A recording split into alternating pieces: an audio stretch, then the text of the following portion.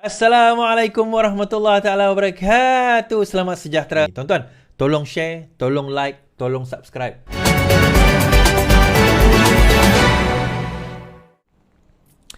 Berkenaan dengan pembebasan Zahid, dilepas tanpa dibebaskan. So DAP ada membuat kenyataan pada hari ini berkenaan perkara tersebut. DAP tak akan tarik sokongan terhadap kerajaan. Ngah komeng. Naib Presiden DAP, Ngah Komeng, memberi jaminan bahawa partinya tidak akan sekali-kali menarik sokongan terhadap kerajaan dipimpin oleh Perdana Menteri Anwar Ibrahim. DAP adalah rakan setia kawan dan sentiasa setia kepada perjuangan, katanya kepada wartawan semasa sidang media di Kuala Lumpur hari ini. Pemimpin DAP itu diminta mengulas mengenai kenyataan Presiden muda Syed Saddiq yang memberitahu mereka akan menilai semula sokongan terhadap kerajaan serta mungkin turun ke jalan raya jika tiada penjelasan diberi berhubung kes Ahmad Zahid Hamidi. Pada 4 September, Mahkamah Tinggi melepaskan Ahmad Zahid dalam DNA dalam semua 47 pertuduhan pecah amanah, rasuah dan pengumpulan wang haram berkaitan yayasan dan dana budi. Langkah itu diambil oleh Hakim Lawrence Sequeira setelah pihak Panduan sendiri memohon memberhentikan prosiding dengan memberi 11 alasan. Permohonan itu dibuat Timbalan Panduan Raya Muhammad Dusuki Mohtar. Mengulur lanjut, Ngah berkata Syed Saddiq sepatutnya berbincang lebih dahulu dengan pucuk pimpinan kerajaan hari ini sebelum membuat ulasan. Syed Saddiq adalah antara parlimen menyokong kerajaan dan Pulau Bincang. Nanti saya akan cerita kenapa Syed Saddiq marah sangat dengan kerajaan ini. Tindakan muda itu kemudian menggunakan rasa marah dan tidak puas hati di kalangan pimpin UMNO. Antaranya MKT Fuad Zakassi mencabar muda untuk melaksanakan amaran mereka terhadap kerajaan. So apa yang Fuad Zakassi kata? Fuad cabar muda tarik sokongan agar terbukti anak jantan tulen. Ahli MKT UMNO Muhammad Fuad Zakassi hari ini mencabar parti muda untuk melaksanakan amaran mereka terhadap kerajaan. Bahkan Muhammad Fuad juga menganggap langkah tersebut boleh membuktikan amaran muda benar-benar anak jantan yang tulen atau sebaliknya. Dalam hantaran Facebook, Muhammad Puan menyifatkan amaran muda beberapa hari lalu sebagai satu ugutan kerana tidak diterima menyertai PH sebelum ini.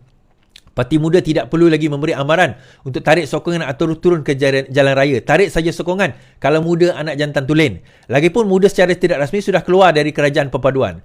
Muda bertanding solo di PRN 6 negeri, semua hilang deposit. Muda yang langgar red line, katanya. Muhammad Puan yang juga speaker dan Undang Negeri Johor menambah, muda tidak perlu menjadi kes Ahmad Zahid Hamidi baru-baru ini sebagai ugutan untuk membolehkan parti itu diterima masuk ke dalam Pakatan Harapan. Kenyataan Muhammad Puan itu hadir selepas muda pada 5 September lalu memberitahu mereka akan menilai semula sokongan terhadap kerajaan. Baik. Kenapa sebenarnya muda dah mula attack kerajaan Pakatan Harapan? Now, tuan-tuan kena faham perkara ini. Muda bukan baru mula attack kerajaan Pakatan Harapan Perpaduan itu. Muda bukan baru mula. Serangan ini sudah bermula sewaktu PRN Johor dan juga Johor dan juga Melaka dahulu pun dah bermula dah. Sewaktu PRN Johor dan Melaka pun sudah pun bermula. Cuma pada waktu itu, bila saya dan beberapa orang yang lain menyebut tentang muda, berkata begini begitu, ada beberapa pimpinan daripada PKR, daripada DAP, daripada Amanah sendiri kata tak, muda tak macam tu, muda okey, muda boleh bersama kita, muda ini, muda itu. So baru-baru ni saya jumpa dengan Naim Jusri, Ketua Cabang MUA. Saya tanya dia, ready ke nak langgar muda kat MUA? Dia kata, we are ever ready. Kita orang bersedia, dia kata. Kan? Okay, kalau kau langgar muda kat luar MUA, I will help you. Tak ada masalah, kata. Kita langgar, tetap langgar. Nah, soalan dia, kenapa muda daripada dulu? Yang pertama sekali, tuan-tuan kena ingat, saya kata, lapdog Mahathir, dia sebut, nanti sekejap lagi dia akan sebut, DAP ni lapdog kepada Zahid. Lapdog kepada Mahathir adalah muda. Kita kena faham ini. Lapdog kepada Mahathir adalah muda. Dia ada beberapa nama lah lapdog Mahathir ni, saya boleh kata. Muda, Latifah Koya, Ambiga dan juga Maria Chin. Ini adalah antara lapdog Mahathir. Di samping Tommy Thomas lah. Tommy Thomas tu antara lapdog dia juga. Tetapi ni 4 ni antara yang utama. Kan? 4 ni antara yang utama. Ada beberapa nama yang lain lah. Kenapa saya ada benda yang saya tak boleh sebut dalam live lah. Nanti orang kata, nanti saya kata itu fitnah dan ada. Tapi kita tahu, because kita tak ada bukti nak membuktikan secara fizikal, tetapi kita tahu cerita di sebalik itu. Kita tahu cerita dana mana dia dapat, bagaimana dia boleh mengumpul dana sebegitu banyak dalam program-program, walaupun dia jadi pembangkang dan sebagainya. Dia bukan ada derma dari orang, tapi bukan derma daripada orang semata-mata, tapi ada beberapa individu-individu yang menanja mereka. Itu yang pertama. Now, yang kedua, kenapa dia marah sangat? Okey, kalau kita tengok, betul lah kata Puan Zakassi tadi. Kalau dia dikira langgar kerajaan ini, muda dah langgar lama dah. Kalau kita tengok kerusi yang sepatutnya, yang sepatutnya PKR bertanding tapi diberi kepada Amanah, Puteri Wangsa di Johor menang, diberikan oleh Amanah kepada Muda. Saya cakap dengan Faiz Fazil lagi tempoh hari, kenapa bagi kepada Muda? Saya jumpa dia, saya tanya Faiz Fazil, kenapa bagi pada Muda? Kalau Faiz ingatlah perjumpaan kita dekat airport kan, kalau Faiz ingatlah kan, kenapa bagi pada Muda? Dia kata begini begitu. Saya macam okeylah, tak apalah, itu kerusi kau, lantak kau nak bagi. Tapi kita gaduh-gaduh dengan Amanah, kita bagi kerusi tu, dia bagi pada Muda. Pada waktu itu, kan? So sekarang ni dah mula nampak, DAP dah mula nampak, Amanah mula nampak, yang kami dah nampak lama dah tuan-tuan.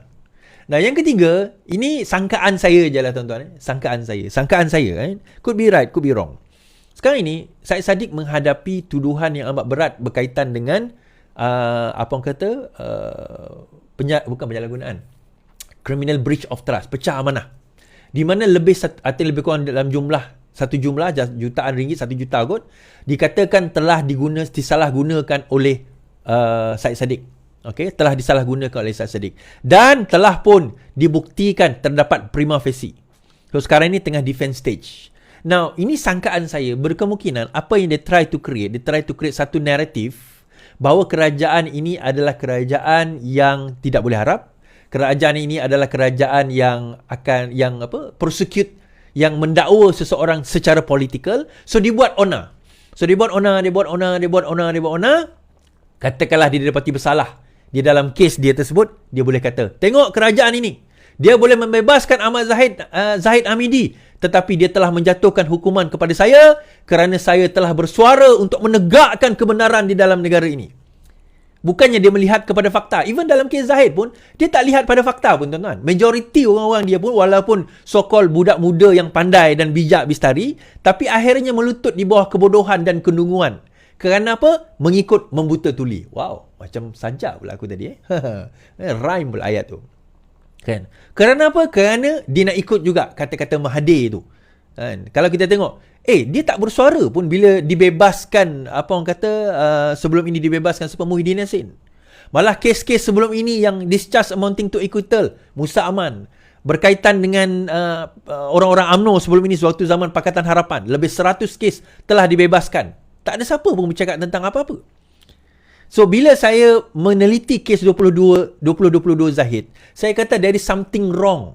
Ada sesuatu yang tidak kena dengan siasatan tersebut yang dilihat tidak kemas dan juga dilihat tidak teliti.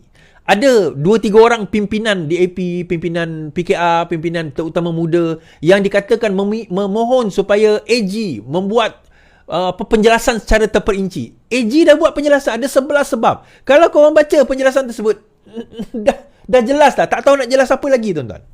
Tak tahu nak jelas apa lagi. So, saya nampak, Syed Saddiq, naratifnya dibuat sedemikian.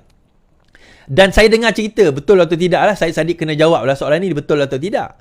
Ada perbincangan, ada juga representasi yang dibuat oleh Syed Saddiq untuk menggugurkan kes beliau. Ini Syed Saddiq kena verify lah sama benar atau tidak. Representasi itu juga dibuat oleh Syed Saddiq untuk nak menggugurkan kes beliau.